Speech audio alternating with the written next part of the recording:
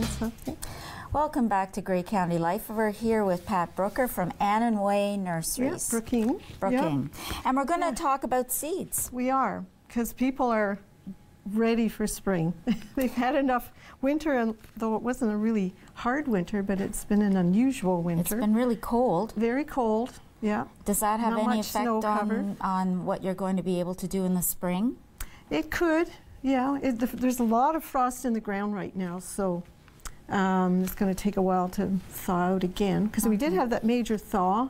We've got no snow cover right now, which is not good really? for plants and shrubs. Okay. And actually we had one of our pipes freeze going into the greenhouse because no snow cover. We've never had that happen. Oh, so well, I guess unusual. that provides insulation, right? Yes, it does. Yeah. So anyway, we'll talk about seeds first thing. And now this is one of probably our only supplier.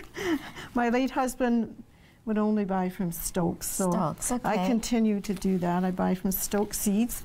This is a commercial catalog, but it is mail order. You just phone it in or email your order in, and then they ship them out.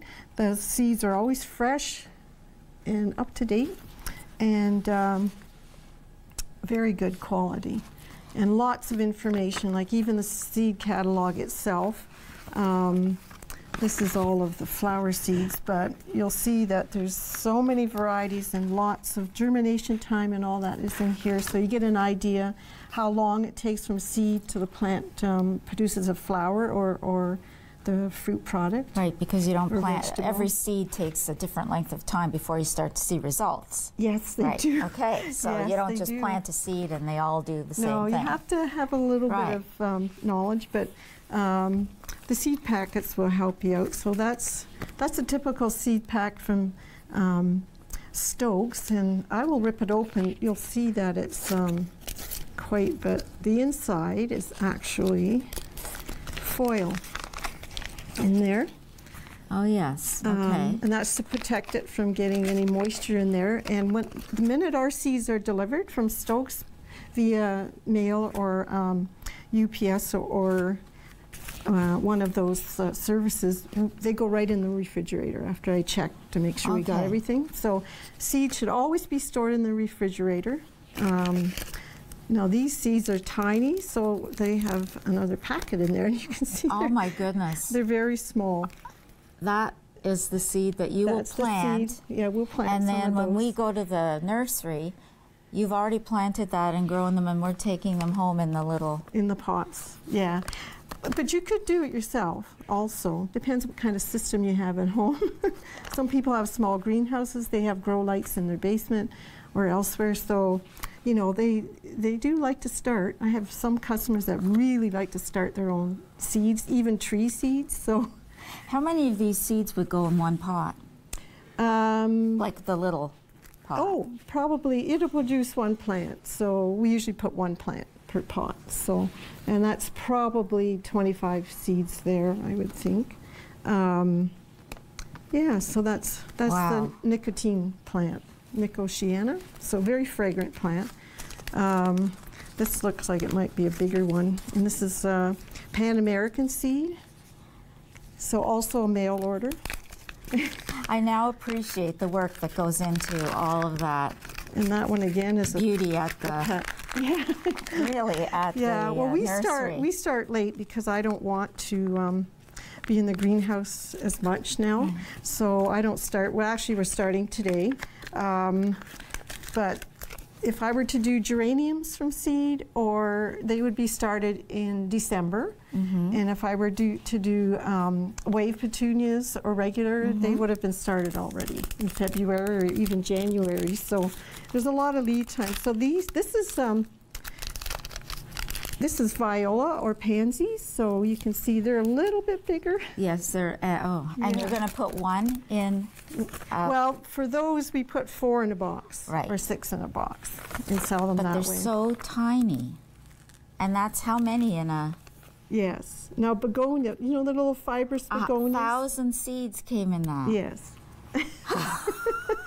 So we probably wouldn't plant, we might plant half of those And then because we put them in the refrigerator, we can save them. We have pretty good luck the next year.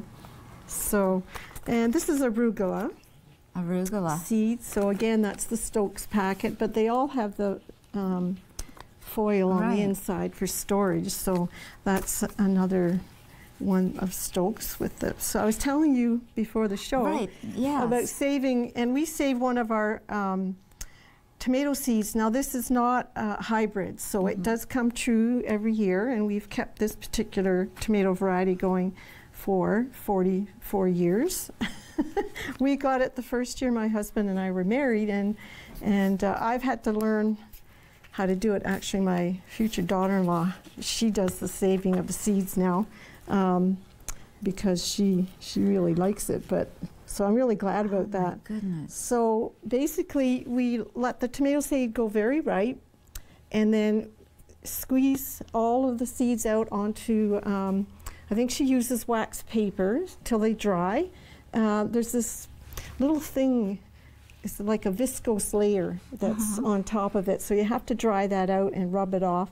And then once they're dry, then we just take an old medicine bottle, and because it has a perfect seal on it, right? And then we label it, and then that's how we start save seeds. But you can save pretty well any seed. Oh, there's some there. My neighbor actually saves her green and yellow bean seeds, among other things. Now, would one seed give you a tomato? One plant. Excuse me, one plant. Yep. Yeah. Isn't and that then they go, this one, because it's a climber, goes one in a pot. And our patio tomatoes, which are hybrid, go one in a pot. So. And that gives you how many tomatoes? I mean, a lot. Yeah. Yeah. Oh, that's fascinating. And you can save flower seeds too, if you want.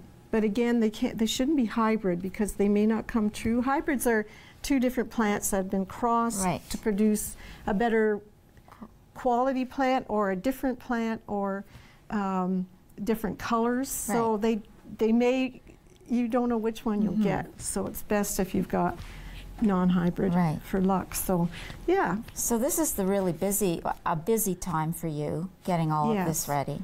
Well, our orders have to go in way before we open. Yes, so, before you start. Before we start. So the main thing is if you're buy from, you know, reputable quality. And they carry pretty well everything. You can buy off the shelf at all the different, like Home Depot and different stores, but you don't know how long they've been around. Well, when we come back, we're going to plant some seeds. And that'll be interesting too. You learn something new every day when we come back here at Grey County Life.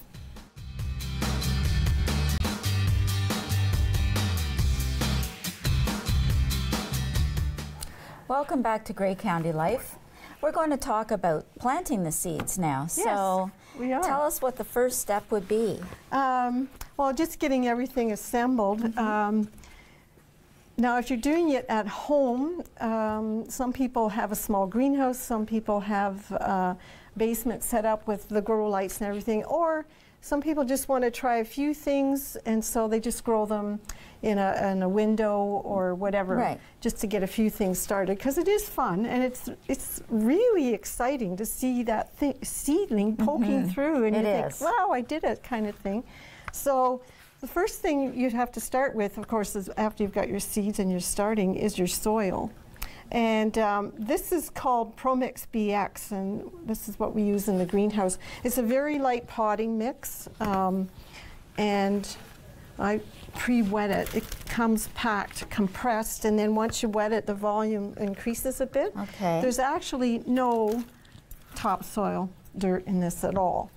It's peat moss and vermiculite, wetting agent, fertilizers, but it's very light, as you can see. It's not a heavy medium. So, yeah, and don't ever pack it tight when you're filling it.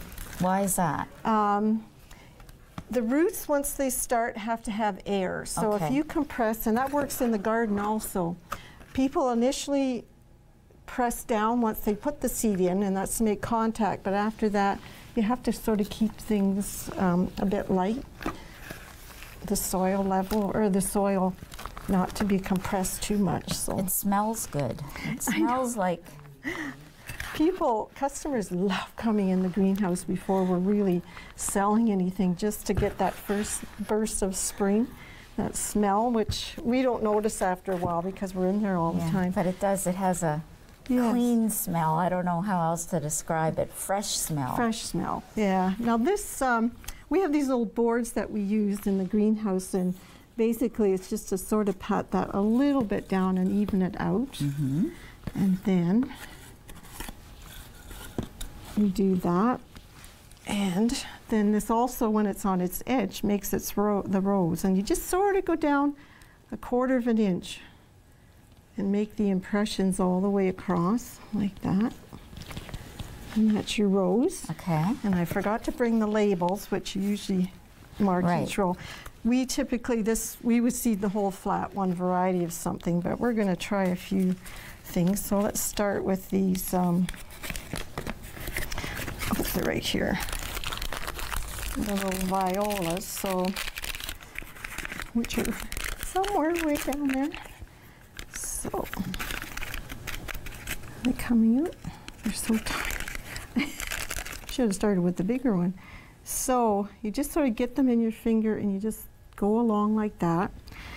Typically you overplant a little bit because germination is never 100%. So you just go along, fill the little row, and these are very tiny.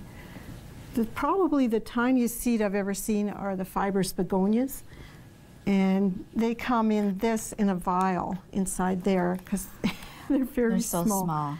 And then you just sort of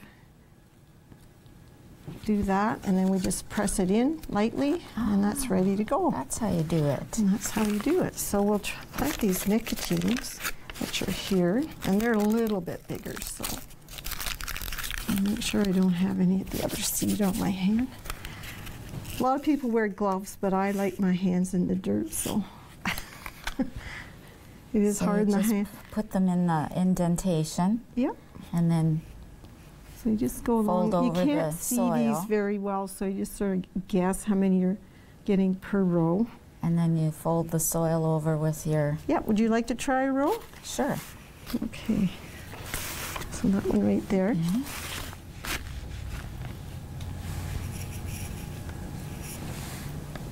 So of course, other seeds are bigger, and you can see them. They're like a yeast, almost. Yes. That's what it looks like even. Now, morning glory seeds, all the different vine seeds are bigger, and so we don't do them this way. We have what are called seed trays, plug trays, so there might be 50 or 100 holes. Yeah. And then you just... And then you go like that. Yep. And just put those back in. And that. And then like that.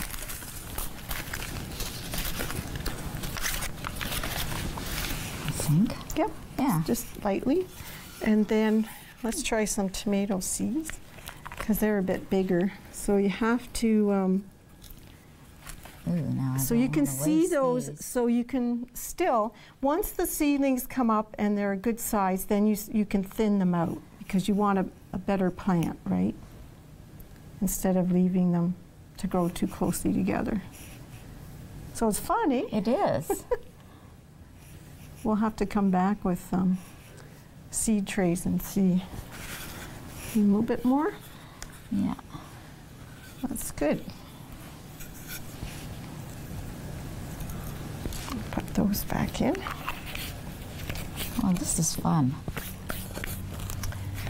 So it's easier doing it this way too. With that, yes, yes, because you don't need a lot of cover. You know that the first leaves have to come up, and the first two leaves that come up on a seedling all look the same. They do not look like the plant. And that's why you have to label.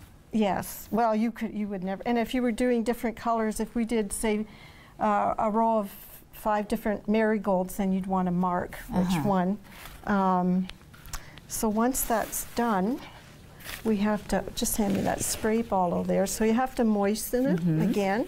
So you just go along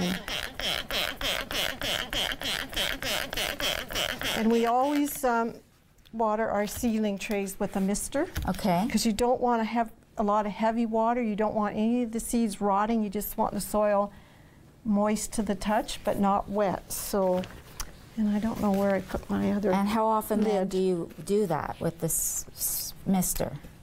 Now that depends on the conditions in your house or in your greenhouse. Now, that's why I brought this heating pad.